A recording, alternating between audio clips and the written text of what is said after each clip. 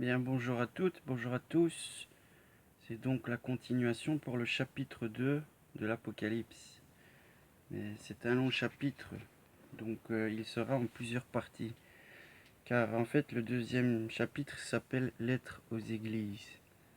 Aux 7 églises. Nous connaissons une partie de la symbolique du 7 d'après les autres vidéos. Donc je prévois de faire une vidéo également sur beaucoup de rapports symboliques du nombre 7, tiré du livre de Desrosiers et d'un autre site qui parle d'anagogie, donc l'anagogie. Et je vais donc tenter de faire une vidéo sur ce nombre 7 ultérieurement. Mais là, le deuxième chapitre s'appelle la lettre aux églises. Et donc il y a 7 églises. Et moi j'ai réfléchi, comme d'autres avant moi, car nous avons assimilé les 7 églises aux 7 chakras.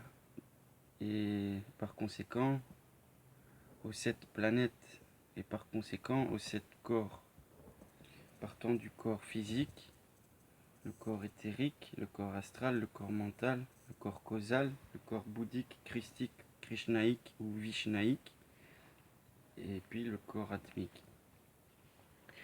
Et donc le but est de lire la lettre à la première église, et le rapport est déjà assez trouvé, car la lettre est nommée lettre à l'église d'Éphèse.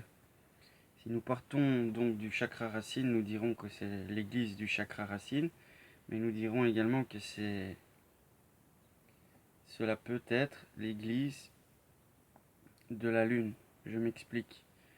Car l'être à l'église d'Éphèse. Éphèse, c'est une ville en Turquie actuellement, et cette ville s'appelait Apassas. Et Apassas était traduit comme la ville de la déesse mère, et la déesse mère était Artémis. Il y avait l'Artémision, l'Artémision comme il disait, qui était comptée parmi les 7 merveilles du monde, paraît-il, selon Wikipédia et les manuels d'histoire. Et donc l'Artémis est donc, nous le savons, cette déesse mère, mais également cette lune montante dans la trinité lunaire d'Artémis, Sélène et Hécate. Nous retrouvons la lune croissante, la pleine lune, et la lune décroissante ou la nouvelle lune, la lune noire. Assimilée également à Lilith dans les traditions juives et astrologiques. Et donc nous savons donc que Éphèse et Tapassa, c'est un rapport avec Artémis. Artémis étant la lune, nous associerons donc cette lettre au corps physique. Donc je m'expliquerai au corps physique après avoir lu la lettre et nous en reparlerons. Donc notez bien le rapport au chakra racine qui est la couleur rouge par conséquent. Comprenez également au monde sublunaire qui est donc le monde terrestre. Comprenez également au corps physique qui est donc la charpente osseuse musculaire qui sert de conducteur à l'âme et à l'énergie qui y habite. Et donc nous allons décrire cette lettre et parler de ce que nous pouvons trouver dedans. Lettre à l'église d'Éphèse, deuxième chapitre. Important de comprendre aussi que le deuxième chapitre a un rapport donc avec la deuxième arcane qui est donc la papesse, qui est donc le côté aussi à la fois de la déesse mère et de la voie initiatique, du mystère des profondeurs, de l'obscur, de l'intériorité en nous, de la féminité en nous. Car la première arcane est le plus, la deuxième est le moins, le féminin. Et donc nous comprenons toute la valeur initiatique de ce deuxième chapitre en le rapprochant également de l'arcane de la papesse qui tient un livre dans ses mains. Et donc nous comprenons qu'il y a un rapport avec la lune qui est également une carte lunaire dans son aspect, la papesse, et donc avec la première lettre qui est donc lettre à Éphèse. Et Éphèse était donc une ville importante où le culte d'Artémis était célébré. Et Éphèse en numérique, je vais le traduire maintenant, c'est 5 plus 16, c'est 21, c'est 29, c'est 34, c'est 44, c'est 53, c'est 58. 58, c'est 5 plus 8. Nous arrivons à 13. Et 13, c'est donc la mort, mais c'est également aussi le soleil, c'est aussi la mer, c'est aussi la matière, c'est également l'eau.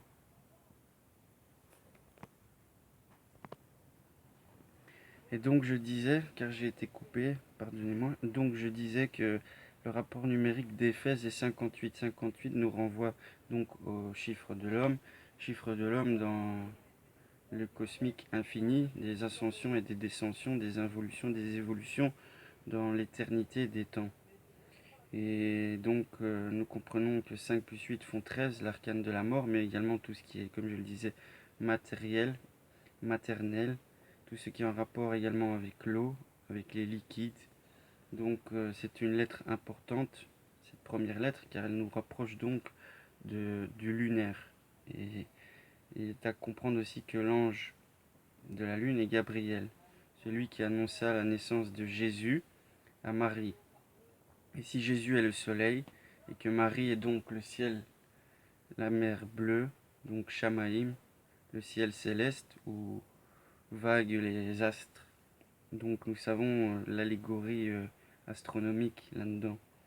Et donc, comme je disais, le 2 est un nombre féminin, car c'est un nombre pair, et c'est également donc l'arcane la papesse, comme je l'ai précité, et elle nous renvoie donc à tout ce qui est mystère initiatique et intérieur de la voie magique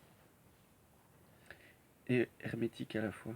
Et donc, je disais, Éphèse fait 13, arcane de la mort et de tout ce que j'ai cité, mais ça nous renvoie encore à 4, qui est donc l'élémentaire, donc c'est-à-dire le carré et tout ce qui est d'aspect apparent.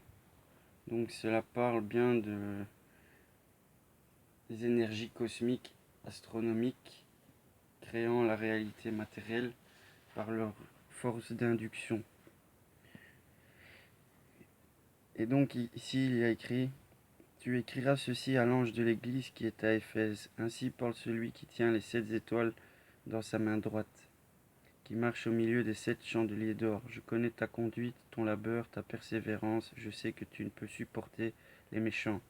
Tu as mis à l'épreuve ceux qui se disent apôtres et ne le sont pas. Tu as constaté qu'ils étaient des menteurs. Tu ne manques pas de persévérance, car tu as beaucoup supporté pour mon nom, sans jamais te lasser. Mais j'ai contre toi que tu as perdu ton amour des premiers temps. Rappelle-toi donc d'où tu es tombé, convertis-toi, reviens à ta conduite première, sinon je vais venir à toi et je déplacerai ton chandelier, si tu ne te convertis pas.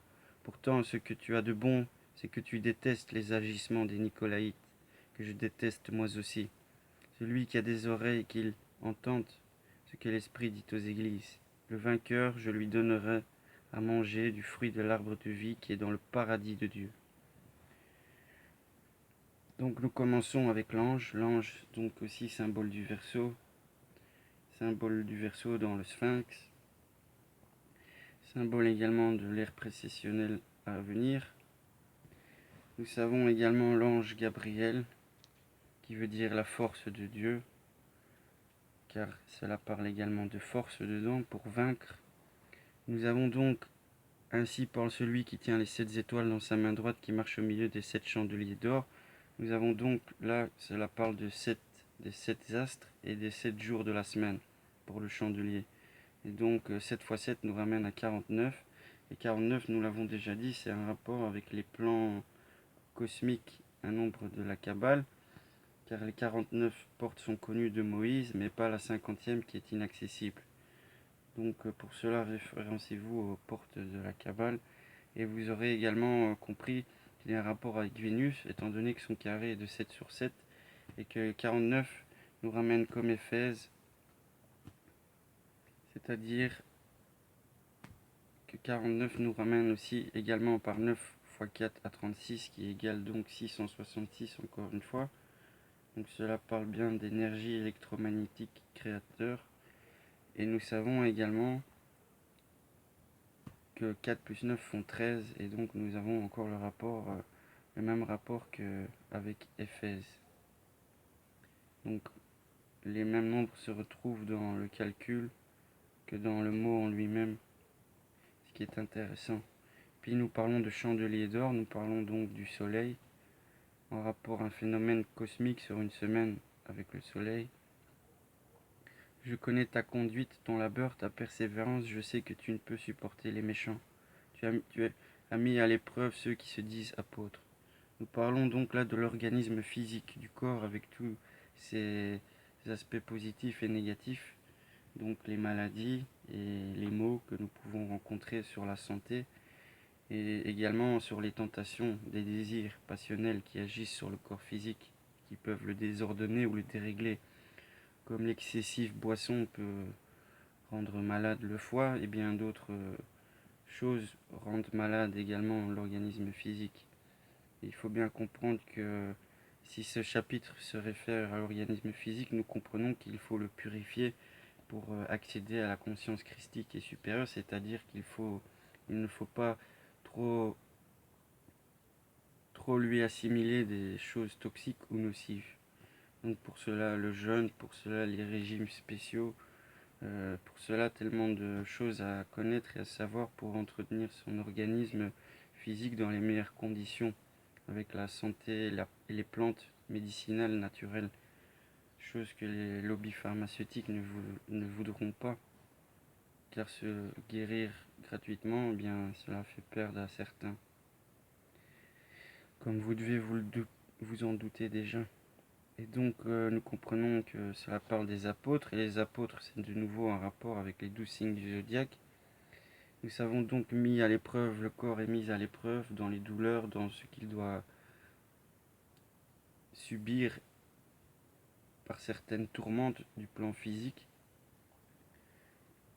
car cela parle donc du monde objectif et apparent, donc du monde physique, car parler de labeur, de persévérance, c'est parler également du corps physique, et c'est également parler du taureau, qui est donc le symbole du travail dans l'hermétisme initiatique, donc qui est lui-même en rapport avec le corps physique également dans son analogie.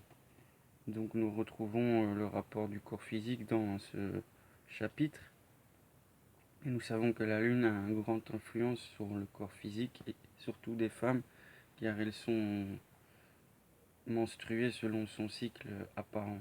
Donc cela est un rapport fluctuel à la fois magnétique et à la fois avec des effets physiologiques, donc à la fois dans le corps astral, éthérique, énergétique, et à la fois avec des répercussions organiques.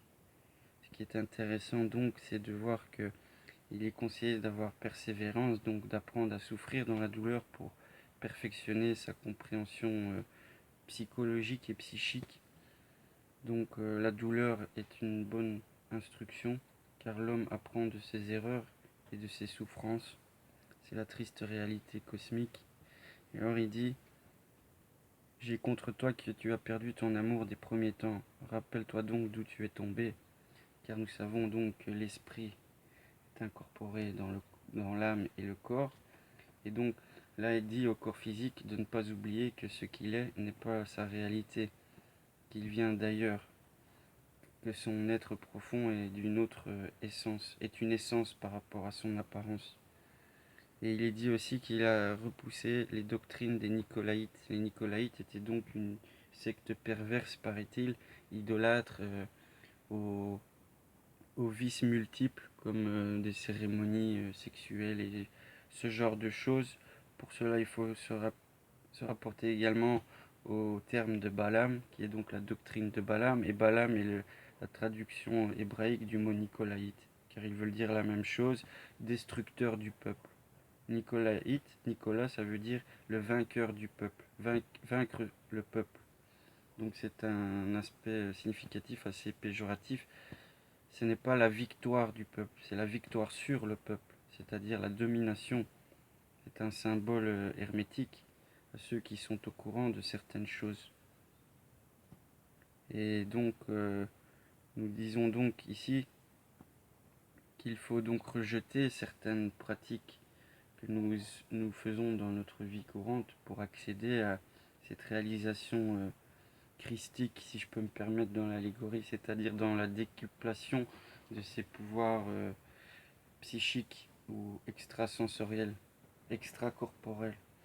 Il faut donc purifier son organisme et donc il faut comprendre surtout son organisme. Il faut l'écouter pour pouvoir l'améliorer ou le conditionner pour l'entretenir.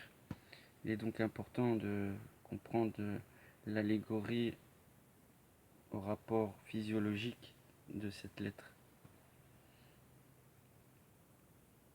Et nous pouvons également dire que le vainqueur, je lui donnerai à manger du fruit de l'arbre de vie qui est dans le paradis de Dieu.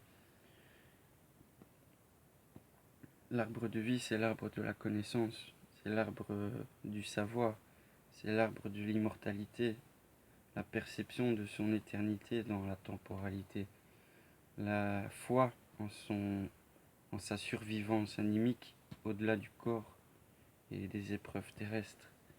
Et donc, le mot vainqueur a un rapport donc avec le chemin initiatique du chevalier sur sa quête du Graal, c'est-à-dire sur la réalisation de son être intime, son Atman, qui est le 7e principe et donc la 7e lettre. Et il faut comprendre également que l'arbre de vie, en allégorie physiologique, ça représente les nerfs pneumogastriques, qui sont donc le courant de nerfs qui relie l'estomac aux parties, aux autres ramifications nerveuses en rapport avec le cerveau. Donc nous savons que l'estomac est un cerveau en lui-même, le cœur également, et le cerveau cérébral un autre. C'est pour ça qu'il y a ces 3 centres moteurs de la tête, du cœur et de l'appétit ou du génital, c'est-à-dire du plexus solaire, du corps astral, éthérique et physique, en rapport au corps mental, causal et supérieur bouddhique atmique, ou l'esprit, l'âme et le corps tout simplement. Peu importe les divisions qui sont en 3, 5, 7, 9 principes, ils se rapportent toujours à cette division trinitaire. Et donc, c'est donc, comme nous le savons, le premier chakra, donc le chakra de l'enracinement, de l'ancrage sur Terre, et c'est donc le chakra de la réalisation du ciel dans la Terre, quoi. Ça commence par la prise de conscience des deux pôles, car là nous sommes au pôle passif, le pôle terrestre. Et nous devons rejoindre le pôle actif qui est le pôle spirituel, en passant par le pôle médian qui est le pôle cardiaque, animique, psychique, et tout cela. Et donc il est dit que l'arbre de vie représente aussi donc cette région des nerfs pneumogastriques, et donc ça a un rapport avec les appétits du corps astral, donc avec les passions inférieures et les désirs, les appétences, les véhémences de fréquences basses et qui peuvent être intoxifiantes pour l'âme, son mental et sa juste perception de la réalité. Donc il faut comprendre le rapport physiologique qu'il y a là-dedans, c'est-à-dire qu'il faut entretenir sainement son organisme pour pouvoir décupler ses pouvoirs extrasensoriels et surtout réaliser l'incarnation de l'âme, donc de l'infini dans le fini ou du spirituel dans le matériel. Et donc faire l'alliance des deux pôles qui sont ce diabole allégorique et les unir comme le bien et le mal pour en faire un équilibre perpétuel. Et donc voilà, c'est le paradis de Dieu qui est promis, c'est donc cet état béatifique de sagesse et de juste perception, d'être en juste adéquation avec son parcours évolutif karmique et de tenter donc d'œuvrer pour l'ordre, l'harmonie et la perfection et le juste, le vrai, plutôt que de choisir la voie lourde, dense et négative de ce qui est illusoire, c'est-à-dire le mal, l'égoïsme, l'orgueil et tout ce qui est d'inspiration individualiste et surtout égotique, comme je l'ai dit.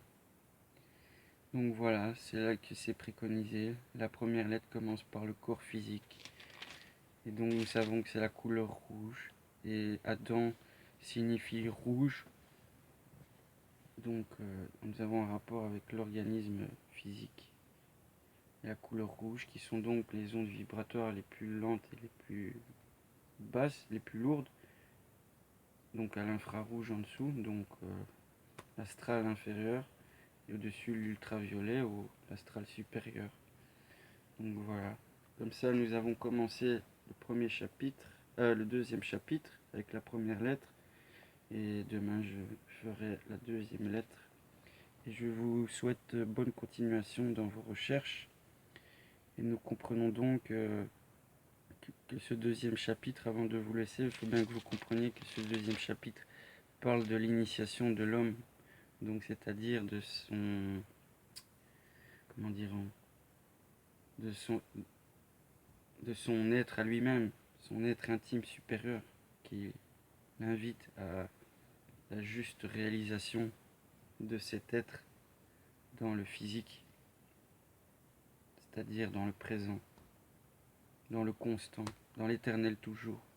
C'est ce à quoi nous invite cette initiation en 7 lettres. Et nous en reparlerons donc, et je vous remercie. Portez-vous bien les amis.